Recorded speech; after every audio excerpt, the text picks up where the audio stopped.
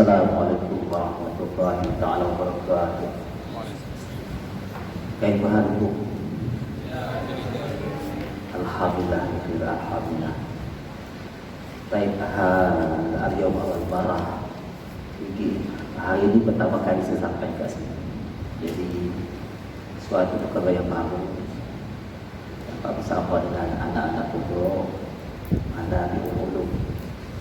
Mudah-mudahan pertemuan kita pertemuan yang menghasilkan silaturahim, mahabbah dan dapat rasa Allah Subhanahu wa ta'ala. Al-Fatihah. A'udzu billahi minasy syaithanir rajim. Bismillahirrahmanirrahim. Alhamdulillahi rabbil alamin. Ar-Rahmanir Rahim. Maliki yaumiddin. Iyyaka na'budu wa iyyaka nasta'in.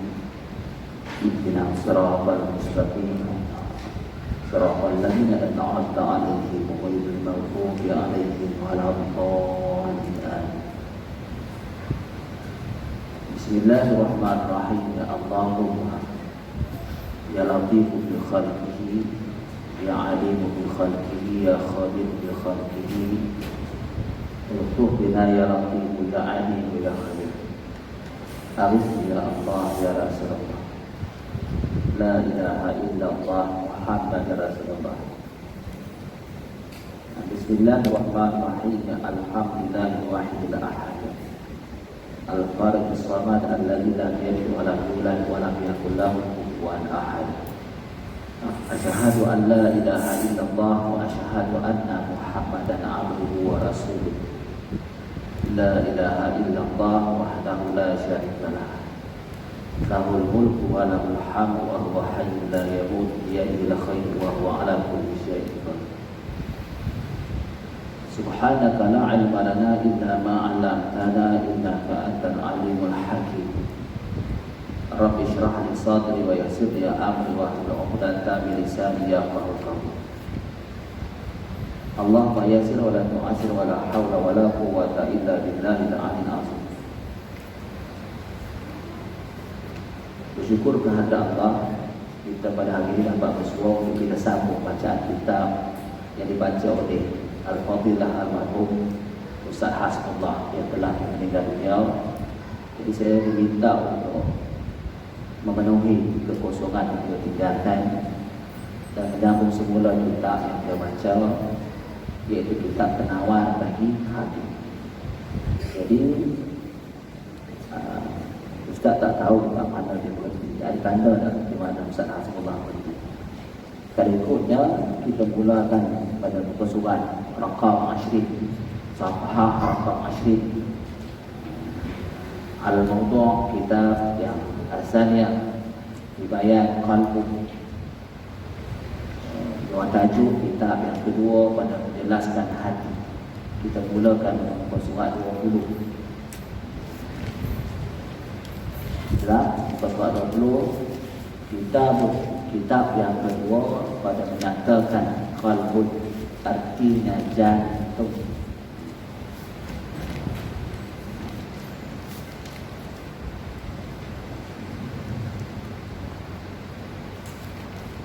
Ubah Safhah 20 surat 20.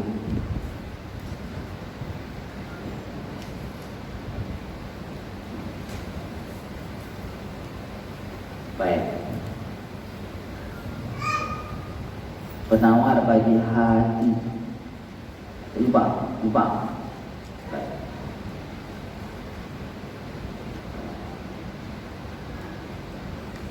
Qala musannifu rahimahullahu ta'ala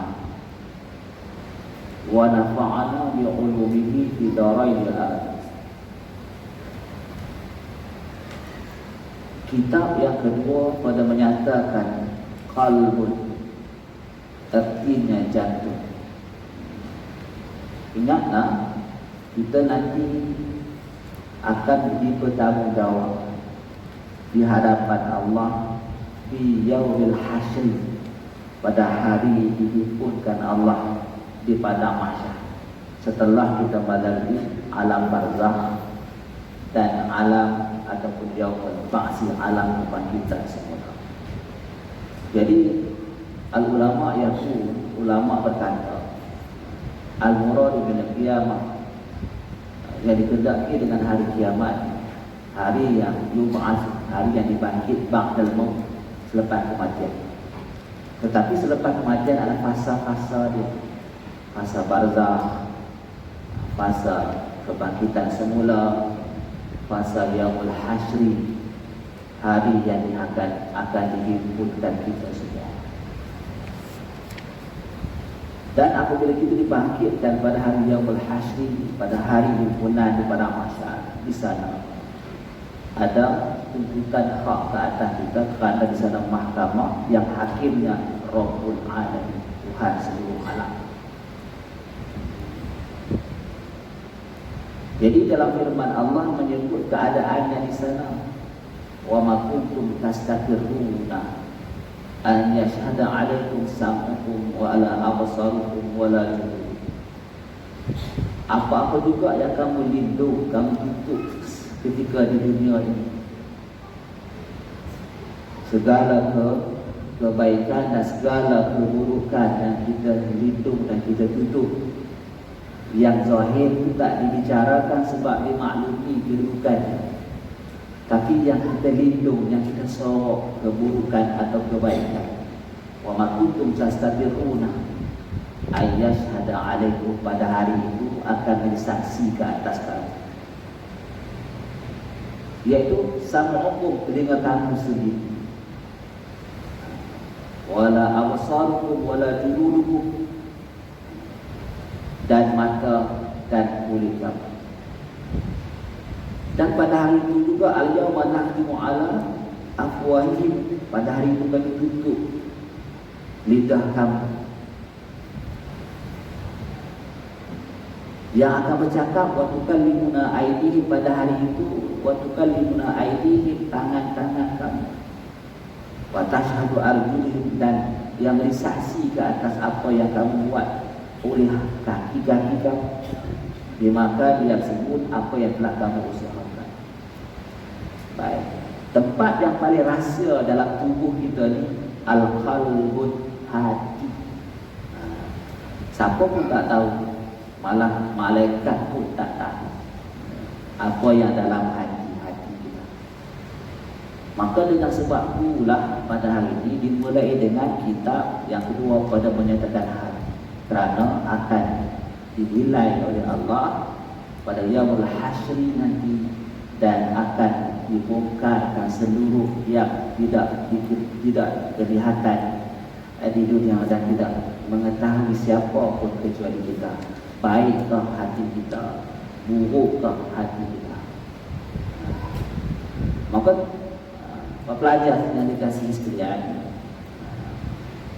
ada satu doa yang muqallibal qulub yang ditinggalkan. Ya muqallibal qulub, wahai Tuhan yang membolak-balik hati, sabit qalbi, tetapkanlah hatiku, ala dinika, di atas agamamu, wa ala ta'atika, di atas melaksanakan ketaatan dan ibadah kepadamu.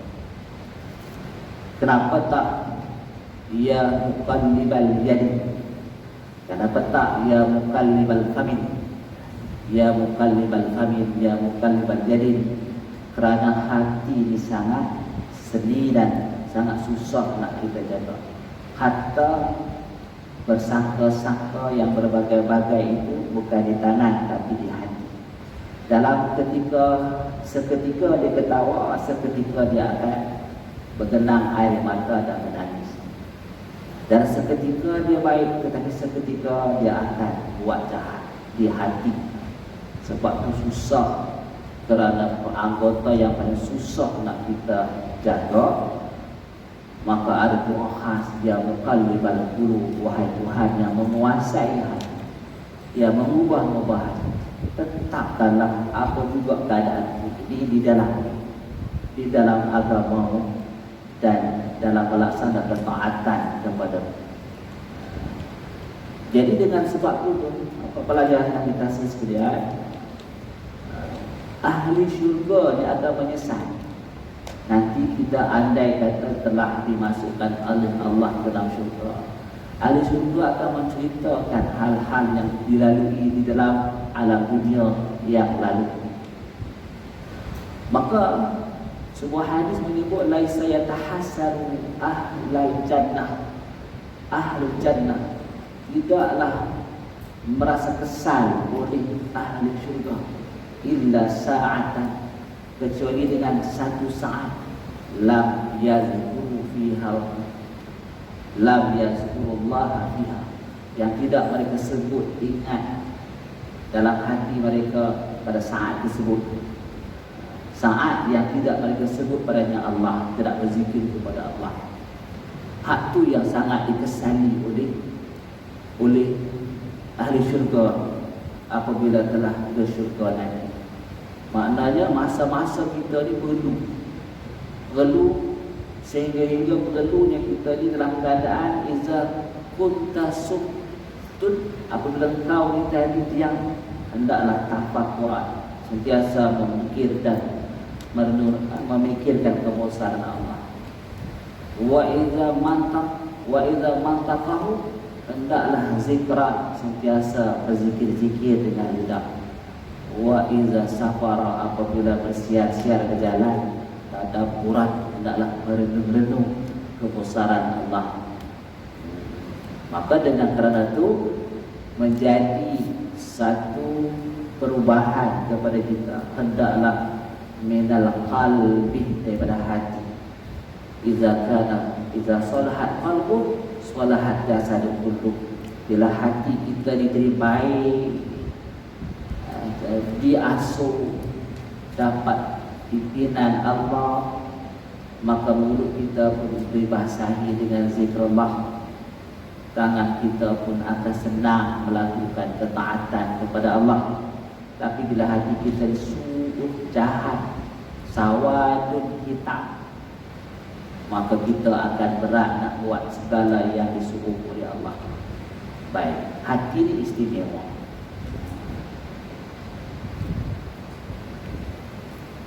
Jadi hati ni apa hati ni? Hati ni umpama jasad yang padanya berdiri sifat-sifat tertentu, dan sifat-sifatnya berbeza-beza.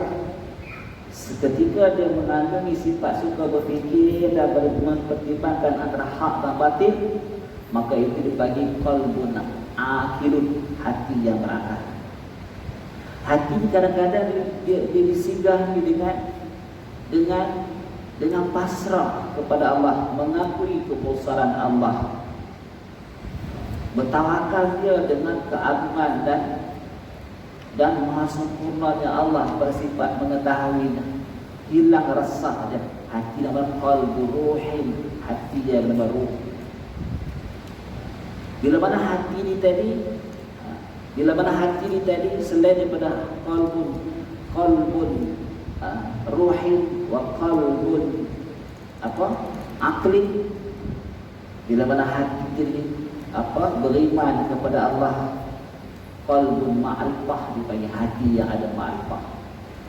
Sebab tu hati nak kena jaga. Tetapi hati ni tadi akan jadi binasa dan hanya dalam kesesatan apabila dosa yang kita buat jatuh dalam hati. Ini yang dirakamkan daripada perkataan Imam Asy-Syafi'i kepada guru dia waktu dikala dia bertalib kepada guru yang bernama Waqi', syakau tu bilal Waqi' su'ul hufzi. Aku mengadu kepada guruku yang Waqi'. Mengadu apa dah? Mengadu jahat sangat ingatannya, maknanya susah nak ingat, susah nak faham. Maka kata Waqi', maka dia menghikayatkan kisah Waqi' berkata berkata fa'arsyadani, lalu memberi panduan oleh guruku akan daku ila tarkil ma'asi, daripada buat dosa. Guru dia pesan satu, jangan buat dosa. Kerana apa? Kerana bi anna al-ilma nur wa nur Allah la yahdi ma'asi. Bi anna ilmu nurullah, kerana bahawa ilmu itu adalah nur Allah. La yahdi li'asi, nur Allah tak akan menjadi petunjuk bagi yang berdosa. Sebab itu kita banyakkan beristighfar, lembut hati. Kita kena banyak merujuk dengan kesalahan kita. Antara orang munafik ni kasirul kalam, qalilul amal.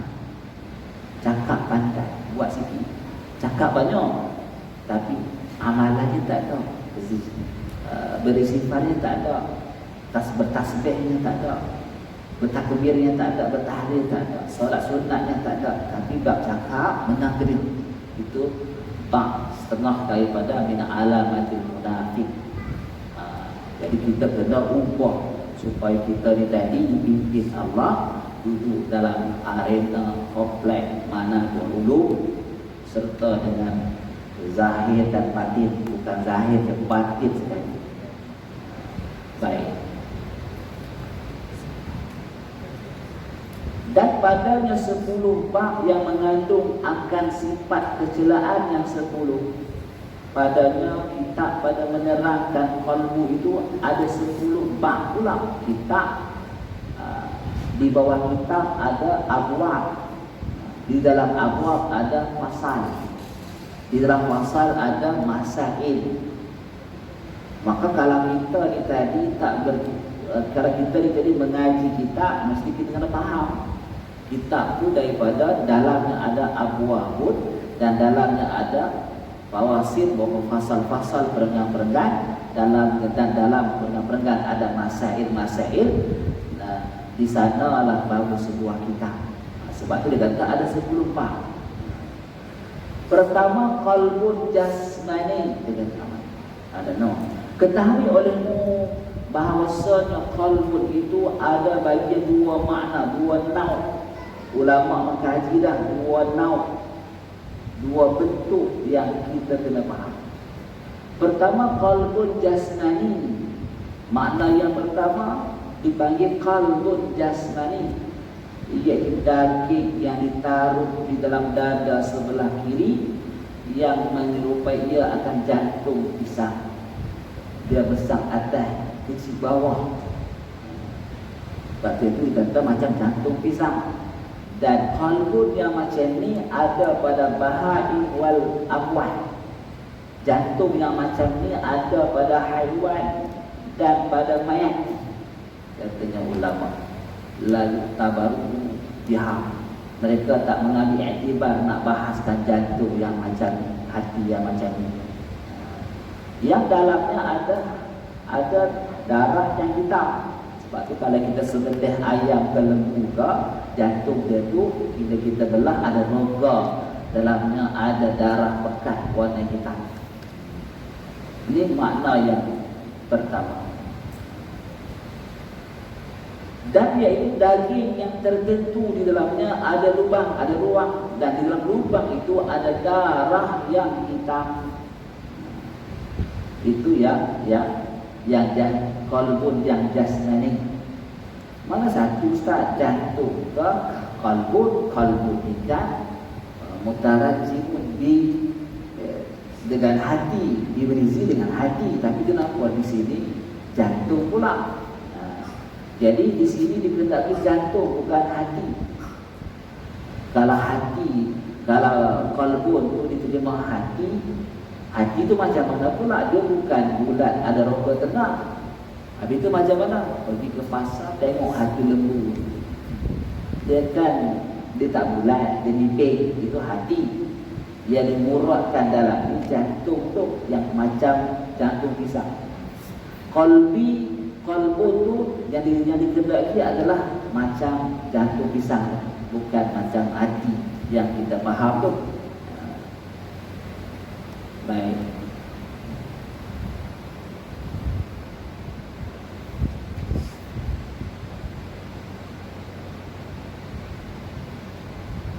Yang kedua, qalbun rohani. Qalbun yang rohani. iaitu suatu yang halus, latifah dipanggil, suatu yang halus,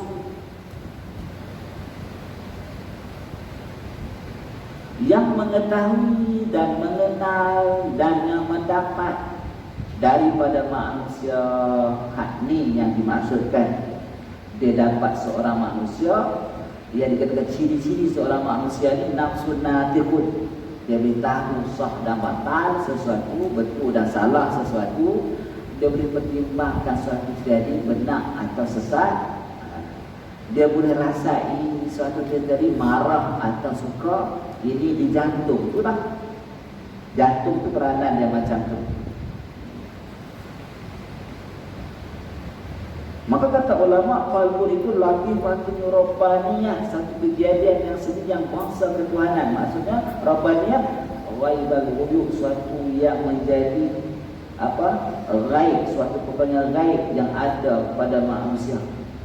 Itu kehebatan manusia tu. Ada jantung yang kalau kita pergi mikroskop ke atau apa juga alat yang terkini nak suluh di mana dah, di manakah dia dikatakan akal ruh tu tadi, tak jumpa, tak nampak dengan mikroskop tu. The special edition yang tak ada pada pokok, yang tak ada pada bahain, yang tak ada. Ya, satu kejadian yang sangat istimewa. Laqad khalaqnal insana fi ahsani taqwim, sebaik-baik kejadian. Di mana? Di situ. Di situ kejadian manusia yang sebaik-baik kejadian. Maka dengan keistimewaan itu, wa iz qala rabbukal malaikati inni ja'ilun fil ardi khalifah, sampai kepada ayat ketika dia memerintahkan wasjudu li Adam fasajadu illa iblis aba wastakbara wa kana minal kafirin. Karenanya lah disuruh tunduk hormat oleh Allah kepada malaikat dan seluruh jin, termasuk Azazil masa itu. Lalu enggan Azazil kerana istimewanya ni, jantung ni. Sebab tu kita kena lihat suatu nikmat kurniaan Allah. Wajib kita bersyukur dan jaga jantung tu.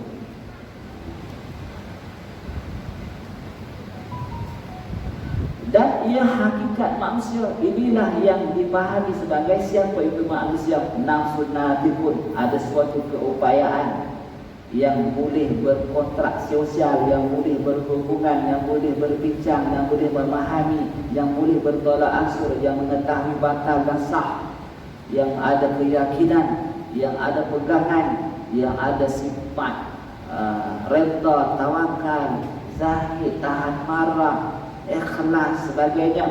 Tapi sebaliknya dia juga boleh ditumpangi dengan perkara yang buruk, bakhil, pemarah, hasad, dengki, dan tamak, penipu, kizbun, jahil, boleh menumpang di hati ini. Sebab tu bila hati ini rosak, bila hati ini jahil, bila hati ini rosak, bila hati ini tadi tidak dipadukan dengan ilmu yang sebenar.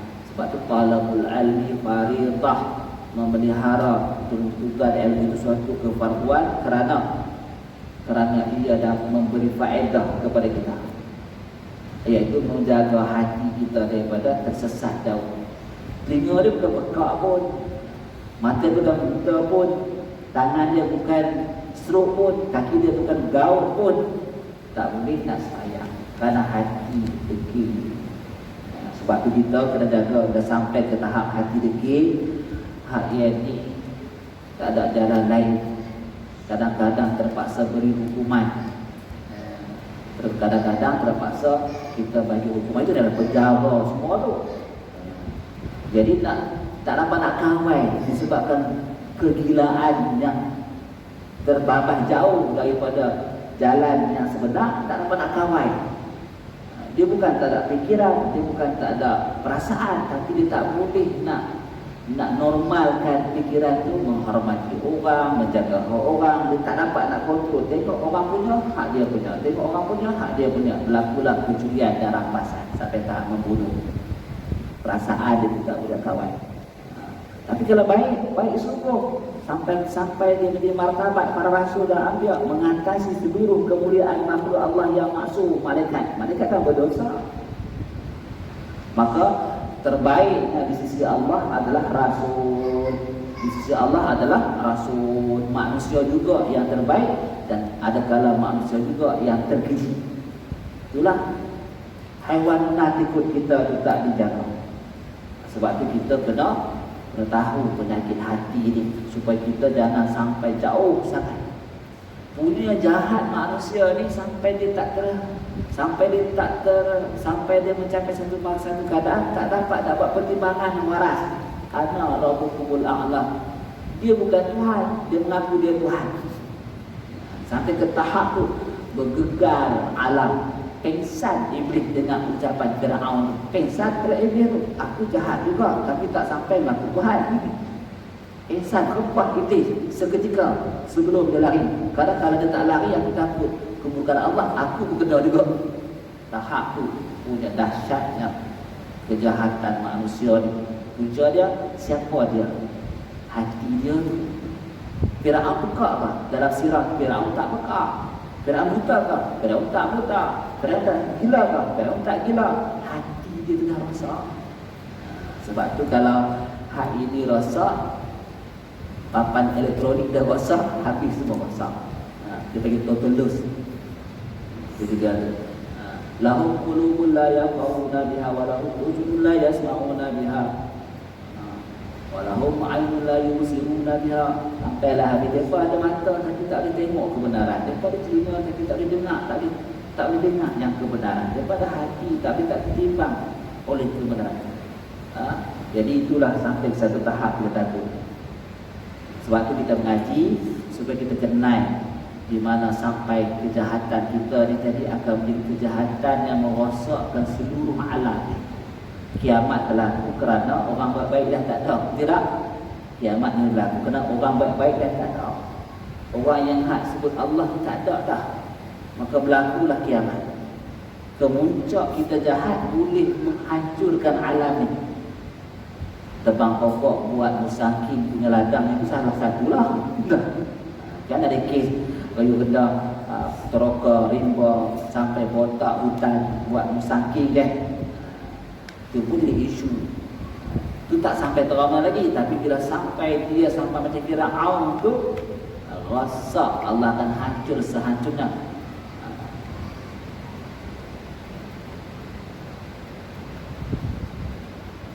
Baik. Dan ia juga yang dihadapkan kepadanya perkataan. Apakah hukum syarak khitabullah? Suatu yang diarahkan oleh Allah ala mukallafin, kepada orang yang mukallaf. Apa itu hukum syarak? Sesuatu mandat yang datang daripada Allah kepada mukallaf. Kerana apa? Mukallaf itu ada kemanusiaan tadi ni, ada insan nanti tadi ni, ada qalbi tadi ni. Maka datanglah perintahan Allah, satu mandat. Sekira-kiranya diutuskan pula rasul supaya dapat panduan yang lebih jelas. Bangsa manusia pula sesuai dengan umat manusia. Maka kita ni tadi mengikut fi Rasulillah uswatul hasanah. Jadilah Rasul sebagai panduan kita. Karena kita ni duduk di tempat yang khitabullah, tempat menerima mandat. Jadi kita datang ke dunia ni bukan tak ada amanat, ada amanat. Amanatnya bila kita lengkap dengan syarat mukallaf, berakal, kemudian sihat, pakai telinga dan mata, kemudian sampai dakwah Islam kepada kita, kemudian cukup umur, balik, maka lengkap syarat tu kita diamanatkan menerima mandat tadi. Suka tidak suka, kita akan berdepan dengan hukuman. Kadang-kadang kita suka mandat yang diperintahkan, yang disampaikan. Kadang-kadang kita tak suka. Bila mai puasa Ramadan, yang tak suka orang yang kaki makan. Tidak. Allah lapang tak kan? Lapaknya mai Ramadan. Ada yang buat satu kampung baru. kampung baru di bulan Ramadan. Ada kawan dia bawa pelasi hitam. Kawan ni beli ayam, kawan ni beli nasi goreng, kawan ni beli ayam. Ke kampung mereka bulan Ramadan. Masuk Syawal, kampung tu tak tahu. Dia ada grup dia. Tiba-tiba datang satu laporan, tindakan diambil oleh pejabat agama, pergi tangkap, terkejut dengan pasal mati kat situ. Mati tak puasa. Terkejut. Tak sangka ada penguat kuasa pula. Sembang-sembang pegang betul Ustaz, kata mati. Orang dekat rumah Ustaz mati. Masih terkejut berkuasa ditangkap, tak puasa. Bila datang bulan puasa, tak dapat nampak. Baik. Jadi begitu jugalah perintahan salat. Orang yang berseronok pagi petang siang malam, pagi petang siang malam, tiba-tiba dimandatkan dia Zuhur kena semayang, Asar kena semayang, Maghrib kena semayang, Isya kena semayang, Subuh kena semayang. Hai, kalau tak ada semayang kan seronok. Dia akan gini bagian tu. Beratlah nak kena semayang, gini-gini beratlah. Tengah duduk seronok main nak kena semayang, tengah duduk tidur sedap nak kena semayang Subuh, tengah duduk sembang rabuk kena semayang Isya. Jadi itu mandat, suka ke tak suka ke, bila datang raya haram puasa. Suka tak suka, kita dah mandat macam tu. Suka. Siapa tak suka raya? Tak ada duit pun seronok. Tak ada duit pun bila main Syawal lah rasa macam berbunga je kita tu tak. Walaupun tak puasa, sembahyang tarawih budak tu. Bila main saja Syawal seronok, berbunga je. Memang ada berbunga hati tu. Sedangkan dia tak pernah taat kepada Allah di bulan Ramadan pun. Sebab sesuai dengan nafsu. Sama ada sesuai atau tidak, kita sebenarnya dalam masa fatrah fasa diamanahkan dengan mandat-mandat yang tertentu. Ada wajib, ada sunat, ada haram, ada makruh, ada mubah. Ustaz dimaklumkan kuliah itu cuma setengah jam sahaja. Betul tak? Kalau setengah jam ni kita nak cari tempat berhenti dia.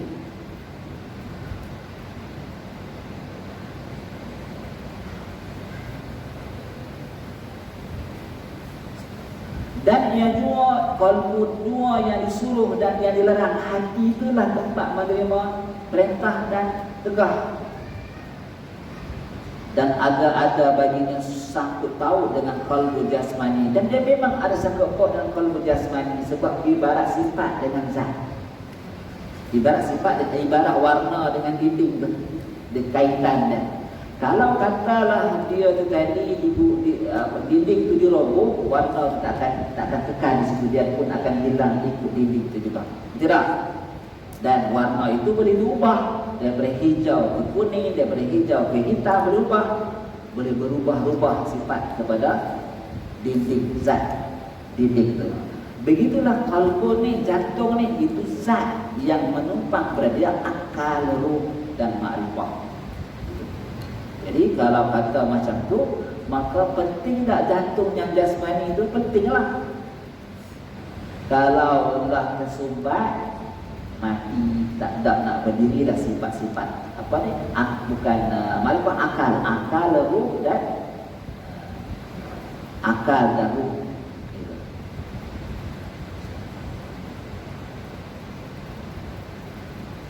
Dan ada bagian yang sangkut paut dengan kalbu jasmani. Dan sungguhnya tercengang kebanyakan akal manusia pada mengetahui sangkut paut antara keduanya. Nak dicari tak jumpa, nak dipikir tak dapat. Yas'alunaka anil ruh, ruh nak rabbik. Kalau kamu mencari-cari berbahas roh itu adalah urusan Tuhan, bukan daripada urusan akal kamu. Kamu tak dapat cari hakikat. Begitulah akal. Kalau kamu tanyalah hakikat akal bagaimana, itu urusan Tuhan kamu. Kamu tak dapat cari di mana bagaimana diri akal.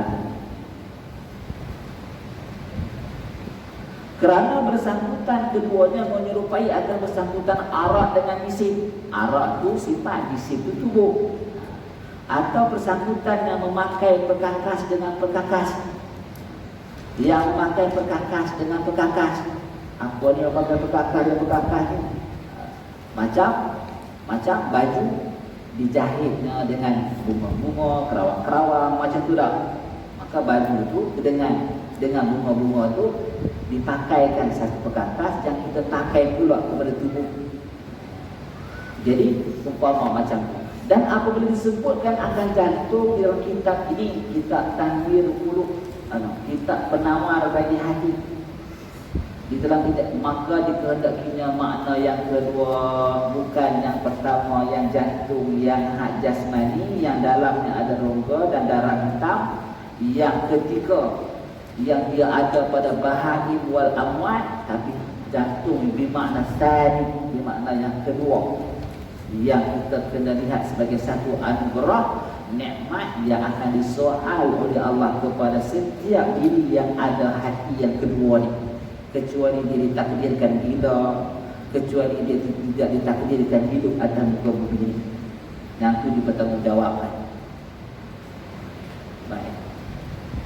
Dan ialah yang dikehendaki dengan firman Allah Ta'ala dalam surah Al-Isra, "Qul ruhu min amri rabbih." Bersabda Allah, artinya bersabda olehmu hai Rasulullah, bermula roh itu daripada pekerjaan Tuhanku. Pendeknya qalbun dan roh dan nafsu. Qalbun, roh dan nafsu, ketiga-tiga satu makna. Maknanya hati kita ni satu nama kepada sebuah jasad yang sifatnya kadang-kadang nafsu, yang sifatnya kadang-kadang akal, yang sifatnya kadang-kadang roh. Yang itu yang kena kita faham.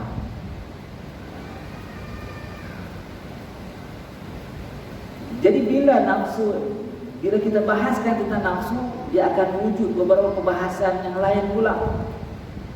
Ini baik pada pandangan agama, bermula daripada nafsu mutma'inah, mutmainnah, nafsu radiyah, nafsu mardiyah, nafsu kamilah. Kalau katalah dia tadi baiklah, akal baiklah, apabila dia dapat membenarkan hak itu hak, batal itu batal, khususnya dalam masalah akidah, ahkam akli, hukum-hukum akal, wajib apa bagi Allah, mustahil apa kepada Allah, harus apa, hak tu peranan akal yang tempatnya ada sama di hati juga. Kemudian roh ni dia menikmati jazabat, jizbah, maknanya dia mendapat kesentuhan kasih ke Allah, rindu dengan Allah, kasih ke Nabi, rindu dengan Nabi, takut, rasa takut dengan azab Allah, rasa malu dengan sekalian maksiat yang dia buat itu, masa ruhi. Satu roh, satu nafsu, satu aklun, satu roh, tu yang menumpang di hati kita tu. Jadi orang yang kejap-kejap kena mengasuh, kejap-kejap kena mengasuh, kejap-kejap histeria, kejap-kejap mengasuh, tentang mana masalah dah? Masalah hati. Masalah di hati. Bila hati dia lemah, persudut roh dia tak bersama dengan Allah, dia akan dikuasai oleh iblis. Bila hati tadi dikuasai oleh nafsu yang rendah, dia akan tamak, halaba, dengki, jahat perangai. Bila dia ni tadi ada masalah pada akal, dia mula menolak takdir dan ketetapan Allah, lalu mempersoal kenapa Allah kau jadikan begini, sepatutnya begini, pandai pula dia komen ke Allah. Itu semua penyakit di sini tu, mulut cuma melakukan apa yang di hati tu. Kena jaga di sini. Sebab tu banyak kita kena istighfar. Mulut istighfar kena ulang banyak, selawat kena ulang banyak, zikrullah kena selalu, supaya ada pimpinan dalaman kepada benda yang gaib yang kita tak ada siapa pun nak boleh bantu ketika jahat ni. Ketika kita jadi liak haiwan ni, ketika kita jahat syaitan ni, tak boleh nak bantu.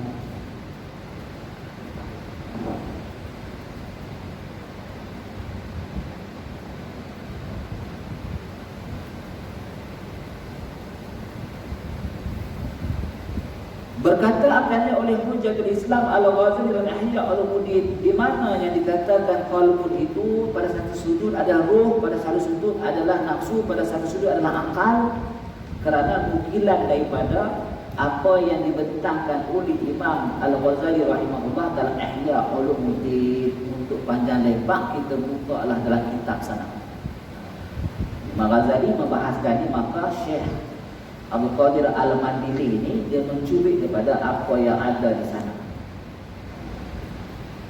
Kemudian lazimkan olehmu akan memelihara jantung kau setelah kita ketahui hakikat hati kita ni. Kadang-kadang dia macam ni, kadang-kadang dia macam ni. Hakikatnya tiga keadaan: nafsu, akal, ruh. Jasad dia adalah jantung. Jadi kalaulah ini rosak atau terpengaruh dengan negatif, maka kita akan rosak sangat. Maka katanya di dalam kitab ni, kemudian lazimkan olehmu akan memelihara jantung kau. Yang dimaksudkan dalam kitab ni bukan jantung yang hak daging tu. Daripada segala kelakuan yang dicerita seperti takabur, riya, dan akan menghiasinya dengan segala kelakuan yang dipuji seperti sabar dan merendah diri kerana beberapa perkara. Maka termasuklah mengenal Allah tak masuk dalam. Ialah bila dia mengenal Allah, lahirlah tawaduk. Bila dia mengenal Allah, lahirlah sabar. Satu hari seorang Yahudi nampak seorang ulama Islam yang terkemuka sedang menunggang seekor baran. Tak begitu. Dengan pakaian yang lengkap sebagai seorang Muslim bersih dan kemas. Si Yahudi ini tujar minyak zaitun, mana peniaga minyak zaitun. Berlemuh badan dia ni, ada baju dia ni, orang bekerja kasar berat, jadi maknanya baju dia tak terurus. Lalu dia bertemu lah si ulama, dia kata apa? Adakah tidak kau dengar wahai Syekh? Muhammad berkata, "Adunya sijnul bil mu'minin jannatul kafir." Dunia ini adalah penjara kepada orang mukmin dan syurga kepada orang yang kafir. Penjara kepada kamu dan syurga kepada kami. Tidakkah Nabi kamu berkata macam tu? Dan tidakkah sepatutnya engkau yang macam aku yang macam kau? Bermakna dia cuba nak menjatuhkan ulama itu dengan hadis Nabi. Lalu katanya ulama ni alal i'tibar, di atas i'tibar nikmat fi syurga, dalam jannah syurga sana, dengan apa yang aku dapat ni, dengan menunggang keadaan macam ni masih lagi dilihat sebagai as-sijnu. Tapi kalau nak i'tibarkan azab dalam neraka yang bakal kamu masuk nanti, dengan keadaan kamu yang tak terurus ni, yang susah di sini, masih dianggap syurga untuk kamu di sini. Allah macam tu dia kata. Lalu dia mulalah berubah hati dengan kalam macam tu. Akhirnya hasrat nak menggugat alim tu berubah kepada dia dapat hidayah. Abdullah bin Mubarak seorang ulama mengkomentar maksud as-sijnun fi dunya ni, al-mu'minun sijnun fi dunya wa jannatul kafirin ni. Apa makna sijnun di situ? Tiada jalan lain kecuali kita kena lihat. Tak ada jalan lain kecuali dalam dua perkara, dua keadaan. Pertama, as-sabrun, kita terpaksa bersabar dalam wajah dunia sementara ni. Yang kedua, kazimul ghaib, kita terpaksa tahan marah, jaga hati ni, jangan tak terkawan dalam apa yang kita tak suka. Kawal, telan marah, itu sifat orang mukmin. Jadi maknanya apa? Maknanya kita sekarang ni dipenjara dengan mandat khitabullah tu tadi. Sukakah kita, tak sukakah kita, kita kena junjung sepenuhnya ala qadri mastata'na, di atas kadar kemampuan kita. Buat terlena dimaafkan, lupa dimaafkan, sengaja didosakan. Kita kena jaga macam tu. Itulah hakikat kita duduk kat dunia ni. Kena pelihara sungguh-sungguh. Lama ke sekejap? Kita sekarang umur katalah 18 tahun. 18 tahun dah kita lihat matahari Tuhan. Berasa lama ke sekejap? Berasa sekejap ya, dah aku umur 18 tahun. Dah 20 tahun. Tiba-tiba nak mati dah. Macam tu. dah dekat dah ajal ni. Mata dah rabun, rambut dah beruban, gigi dah jatuh, kulit dah gedok. Sekejap je dulu aku berlari sana, panjat sini, melompat sana, dah berubah. Sekejap aja, sekejap nak mati dah. Jadi maknanya sabar, sabar, sabar. Qalilan lah kita buat sedikit-sedikit, akan dapat kejayaan di akhirat kelak. Tempat kita tempat akhirat.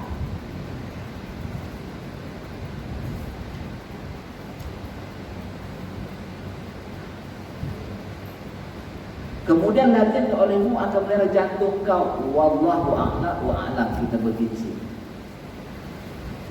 Dina sedikit masa ini, tak sedikit jugalah, 45 minit, lebih 15 minit. Sepatutnya setengah jam.